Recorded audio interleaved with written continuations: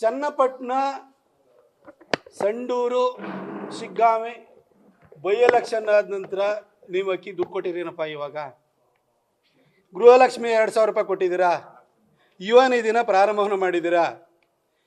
ಅದರ ಕಾಂಟ್ರರಿ ಆಗಿ ಬಸ್ ಚಾರ್ಜನ್ನು ಜಾಸ್ತಿ ಮಾಡಿದಿರಿ, ಎಲೆಕ್ಟ್ರಿಸಿಟಿ ಬಿಲ್ಲನ್ನು ಜಾಸ್ತಿ ಮಾಡಿದಿರಿ, ಗ್ರಾಚ್ಯುಟಿ PF ಎಂಪ್ಲಾಯೀಸನ್ನು ಕೊಡೋದನ್ನು ಕೂಡ ಗ್ರಾಹಕರ ಮೇಲೆ ಹಾಕ್ತಾಯಿದ್ದೀರಿ. ಈಗ 3 ಯೋಜನೆಗಳಲ್ಲಿ ದುಡ್ಡೇ ಕೊಟ್ಟಿಲ್ವಲ್ಲ, ಆ ದುಡ್ಡನ್ನ ಯಾರು ಕೊಡ್ರಿ? ಅಲ್ಲಲ್ಲ, ನಾನು ಕೇಳ್ತಾ ಇರೋದು ಏನು ಅಂತಂದರೆ, ಇದು ಬೇಡ ನಾವು ಕೊಡ್ತೀವಿ ಅನ್ನೋದಕ್ಕೆ ಕೊಡ್ತಾನೆ ಇಲ್ವಲ್ಲ ನೀವು. ಚನ್ನಪಟ್ಟಣ ಬೈ ಎಲೆಕ್ಷನ್ ನಂತರ ನೀವು ಕೊಡ್ತಾನೇ ಇಲ್ವಲ್ಲ, ಹಾಗಾದ್ರೆ ಆ ದುಡ್ಡು ಎಲ್ಲಿಗೆ ಹೋಗ್ತಾ ಇದೆ? ದಯವಿಟ್ಟು ಅದನ್ನು ಹೇಳಿ.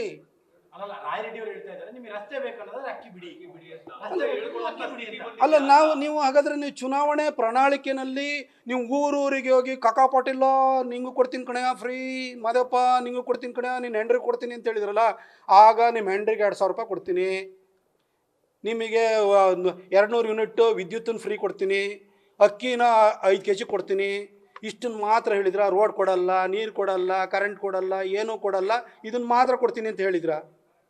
ಎಲ್ಲದನ್ನೂ ಕೊಡ್ತೀನಿ ಅಂತ ಹೇಳಿದ್ರಿ ತಾನೆ. ಇವಾಗ ನಡ್ಕೊಳ್ಳಿ ಅದ್ರ ತಕ್ಕಾಗಿ.